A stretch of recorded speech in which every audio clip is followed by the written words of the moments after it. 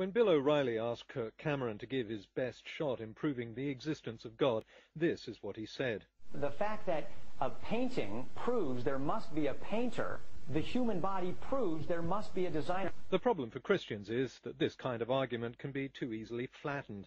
In this video, I want to show Christians what scientists really believe about the origins of life, so that Christians can come up with arguments that work and not end up looking completely ignorant of science.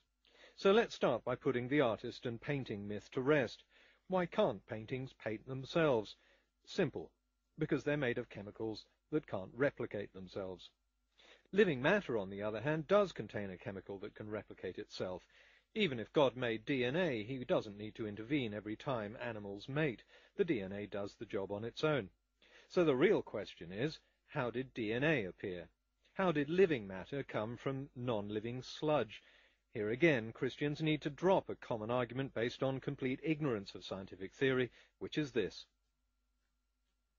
Of course, that's not what scientists believe. Life popping out of nowhere is no better a theory than life popping out of the hand of a deity. So what do scientists believe about the origin of life? Let's take this step by step. The first step involves looking at the primordial Earth 4.7 billion years ago. There it is, mostly wet, very warm, and with an atmosphere composed of all sorts of gases. Hydrogen, hydrogen cyanide, methane, and ammonia among them. DNA is a long-chain molecule made from just 4 different types of nucleotide. So the first question is, where did the nucleotides come from? No, there's no need to imagine God sprinkled them on the Earth. They can form quite happily on their own. In 1961, hydrogen cyanide and ammonia were left to stew in an aqueous solution in a laboratory, under conditions very similar to the primordial Earth. Left alone, the solution produced adenine, one of the 4 nucleotides that make up DNA.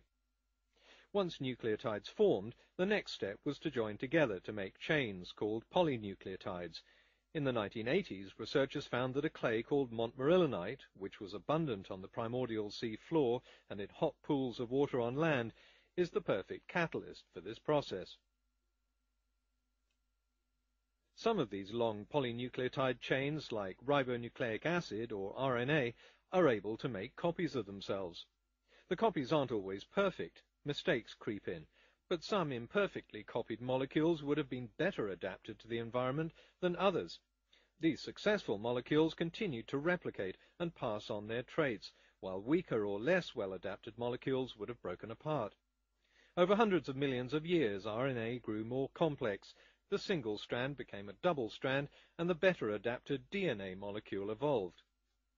One of the differences between RNA and DNA is that DNA needs proteins to replicate itself. Proteins are made of amino acids, which are often called the building blocks of life. So where did the first ones come from? No, there was no need for God.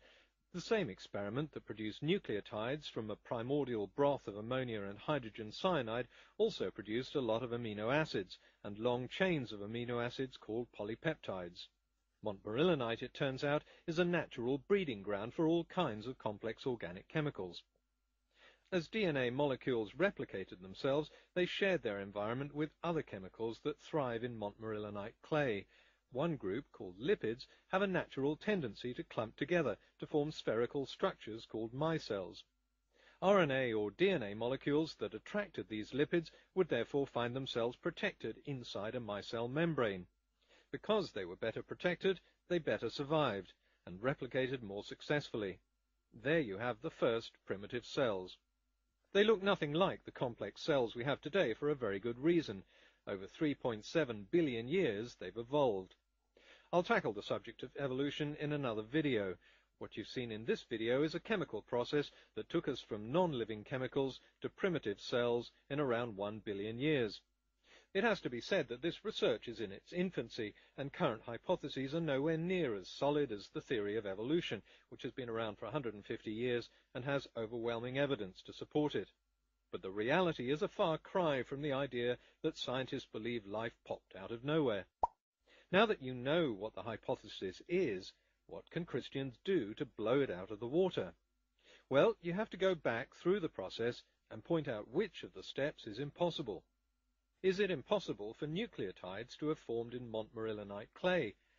Is it impossible for them to have joined together to make polynucleotides? Is it impossible for polynucleotides to become ribonucleic acid, RNA? Is it impossible for ribonucleic acid to evolve into deoxyribonucleic acid, or DNA? Or is it impossible for DNA to accrete a protective membrane of lipids?